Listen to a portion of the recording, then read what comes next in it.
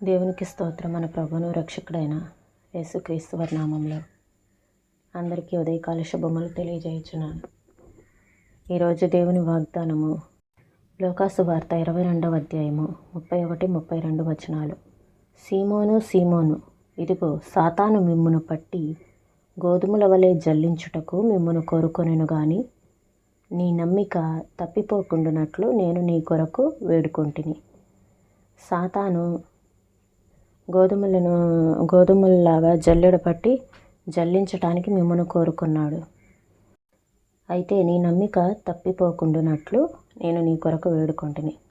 ఇక్కడ సాతాను వేసే బాణాలన్నిటినీ, అగ్ని బాణాలన్నిటినీ తప్పించుకోవాలి అంటే విశ్వాసం తప్ప వేరే మార్గం లేదు. నీ నమ్మిక తప్పిపోకుండునట్లు అని ఇక్కడ యేసు ప్రభువారు చెప్తా ఉన్నారు. నమ్మిక తప్పిపోకుండా ఉండాలి అంటే విశ్వాసంలో తగ్గిపోకుండా ఉండాలి. సాతాను బారి నుండి, సాతాను వేసేటువంటి ఆ బాణాల నుండి మనము తప్పించబడాలి అంటే మనము స్థిరమైన విశ్వాసాన్ని మనం కలిగి ఉండాలి అని దేవుడు ఇక్కడ తెలియపరుస్తూ ఉన్నారు.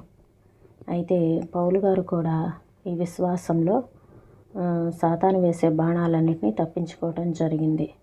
దానికి బదులుగా పౌలు గారు ఇలా అన్నారు, నా విశ్వాసాన్ని నేను నిలబెట్టుకున్నాను. విశ్వాసాన్ని నిలబెట్టుకున్నారు కానీ తన తలను పోగొట్టుకున్నారు, అంటే హతసాక్షిగా మారిపోయారు. ఇక్కడ పౌలు గారు 3 విషయాలను చెప్తారు.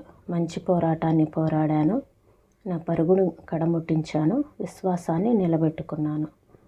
పందెంలో గెలిచాడు. సాతాను వేసే బాణాలన్నింటినీ గెలుచుకోగలిగారు అన్నమాట. పౌలు గారు బహుమతి పొందుకున్నారు. అయితే మనము ఇలాంటి విశ్వాసాన్ని కనపరచాలి అని ప్రభు మన దగ్గర నుండి ఆశపడుతూ ఉన్నారు. అయితే ఇలాంటి విశ్వాసాన్ని కలిగి ఉండటం అన్ని సందర్భాల్లో సాధ్యం కాదు. పౌలు గారి లెక్కలకు మన లెక్కలకు చాలా తేడా ఉంటుంది.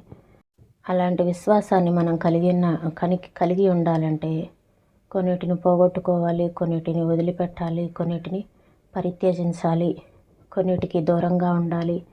అప్పుడు మాత్రమే మనము ఇలాంటి స్థిరమైన విశ్వాసాన్ని కలిగి ఉండగలము. దేవుడు మనల్ని పరీక్షించేటప్పుడు గురి చూసి కొట్టేది మన విశ్వాసాన్ని. మనలోని ఏ లక్షణమైన పరీక్షకు లోను కాకుండా పోవచ్చు, కానీ విశ్వాసం మాత్రం అలా తప్పించుకోలేదు.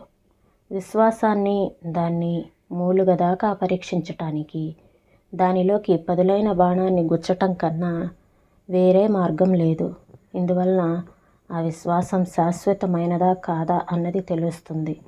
దానికున్న ఆనంద కవచాన్ని లాగేసి ప్రభువు పంపించే శ్రమలను దానికి వ్యతిరేకంగా నిలబెట్టాలి. ఈ దాడుల నుండి ఏమాత్రం గాయపడకుండా బయటపడేదే నిజమైన విశ్వాసం. విశ్వాసం పరీక్షించబడాలి, అది దిక్కులేనిదైపోవాలి, కొలిమిలో అనేకసార్లు కాలాలి. ఈ పరీక్షలన్నింటినీ తట్టుకొని నిలబడిన విశ్వాసం గలవారు ధన్యులు. పౌలు అన్నాడు, నా విశ్వాసాన్ని నిలబెట్టుకున్నాను. కానీ తన తలను పోగొట్టుకున్నాడు. అతని తలను నరికివేశారు, కానీ అతని విశ్వాసాన్ని మాత్రం తాకనైనా తాకలేకపోయారు. అన్ని జనులకు అపోస్తలుడైన ఇతడు 3 విషయాలలో సంతోషించాడు. మంచి పోరాటాన్ని పోరాడాడు, పరుగును కడముట్టించాడు, విశ్వాసాన్ని నిలబెట్టుకున్నాడు. ఫలితం ఏంటి? పౌలు పందెంలో గెలిచాడు, బహుమతి పొందాడు. ప్రపంచం అతన్ని గొప్పవాడిగా ఎంచింది. అంతేకాదు, పరలోకంలో ఇతడు ఘనుడయ్యాడు. క్రీస్తులో విజయం సాధించటానికి అన్నిటినీ పోగొట్టుకున్నా అది లాభమే. ఈ దృష్టితో మనం ఎందుకు ప్రవర్తించం? పౌలులాగా సత్యానికి మనం ఎందుకు విధేయులం కాము? ఎందుకంటే పౌలు పాటించిన విధానం మనకు లేదు. మన లెక్కకు అతని లెక్కకు తేడా ఉంది. పౌలు నష్టమని ఎంచిన వాటిని మనం లాభంగా లెక్కిస్తున్నాము. పౌలుకున్న విశ్వాసం మనకు ఉండాలి.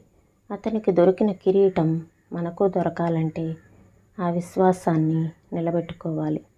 ఈ మాటలను ప్రభువు మన వినికిడిలో దీవించునుగాక. ప్రార్థన చేసుకుందామండి. స్తోత్రం నాయన, పరిశుద్ధుడా, ప్రేమ కలిగిన దేవా, మీకు వందనాలు చెల్లిస్తున్నాం ప్రభా.